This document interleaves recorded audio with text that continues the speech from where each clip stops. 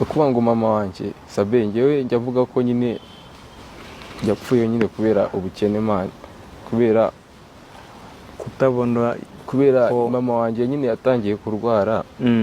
Noneho twebwe ntabwo twamenyaga nyine ikintu arwaye, tukazajya tumujyana nyine ku bitaro.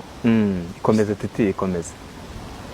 Ibitaro nyine bisanzwe, bakatubwira ngo ni umuvuduko w'amaraso kandi kanseri yaramurenze. Noneho nyine abantu barabizi ko kanseri nyine inanura umuntu cyane. Noneho nkazajya njya kubasura nkamubwira se mama ntabwo uzapfa, akambwira mwana wanjye ntabwo nzapfa ntaragenda mu modoka wanguriye. Komeza titi, komera. Nibwo byageze igihe nyine bamujyana CHK, ari kuwa mbere apfa kuwa gatanu. Tugezeyo baratubwira ngo diyabete na kanseri byaramurenze, apfa ari kuwa gatanu ku munsi w'abamama. Tari mu kuwa gatanu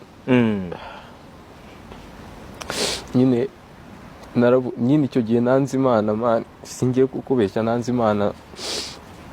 Ndavuga se nimba koko Imana ibaho, ukuntu mama yayizeraga, ukuntu yasengaga na mama wanjye yapfa, kubera ko mama yarasengaga cyane. Nkeka ko yanafashaga n'abantu cyane, kandi ugasanga arafasha abantu nawe ubwe nta n'ikintu afite. Yego.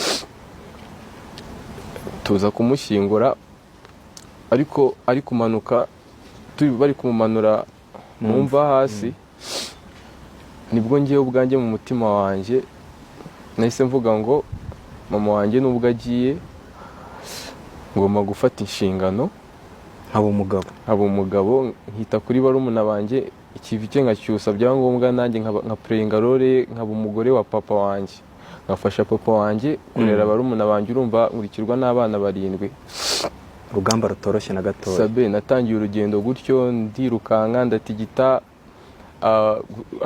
Icyo gihe nahise mva mu kabari, urumva byarananiraga. Urabize kabari abantu babasinzi babaje babisaba ko umuntu ngo abyina cyane akabashimisha.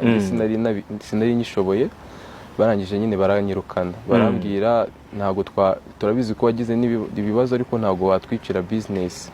Ariko navuga ko uwo mubosi wanyirukanye, navuga ko ahubwo we yampinduriye ubuzima, kuko buriya biriya byo kubyina mu kabari uguma nyine ahantu hamwe, kuko ntabwo wiyadaputa, ntugenda nijoro, gukonekitinga nijoro urabyina. Urumva twabyinaga guhera saa 2 kugeza saa 8 z'ijoro, ukirirwa uryamye, urumva nta kindi kintu ubutekereza. Yego. Nibwo nagiye ndibuka ko umuntu wa mbere twakoranye akanama amafaranga menshi